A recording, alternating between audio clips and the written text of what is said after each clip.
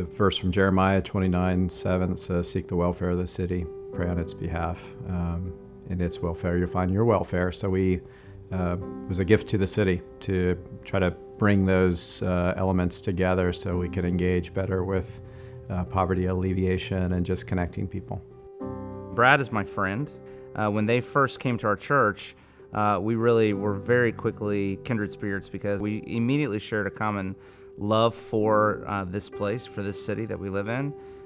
And really Heart for Winter Haven became our strategy for really being on mission here in the city that God's put us in.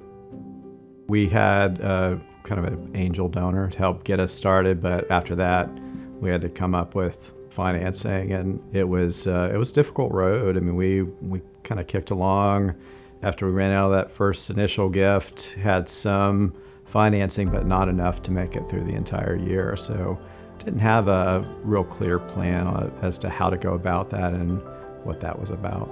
I think Brad would even say that he is not a very good fundraiser. He would say he was very much like a stick my head in the sand kind of approach to fundraising. We had a board meeting at Center State Bank, and I remember sitting in that meeting, and we were trying to formulate a budget, and we just couldn't see where the monies was going to come from. It was a matter of prayer for a long time.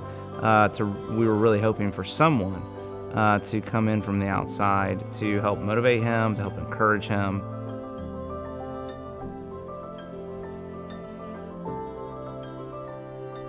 I first met Brad when I took over at a workshop in 2017, and just immediately could tell that he needed help with development, that he had a great ministry and good staff, good skills.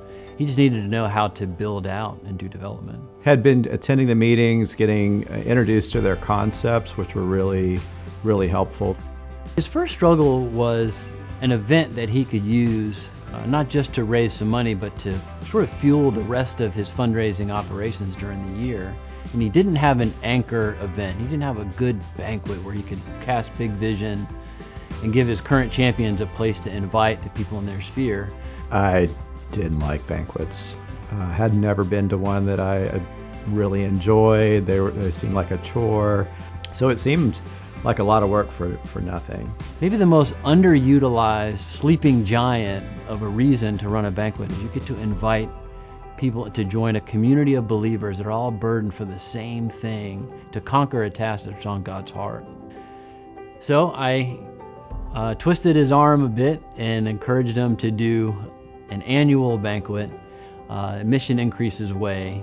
They help you understand how to script it, how to organize it in a way that it really honors what you're trying to do.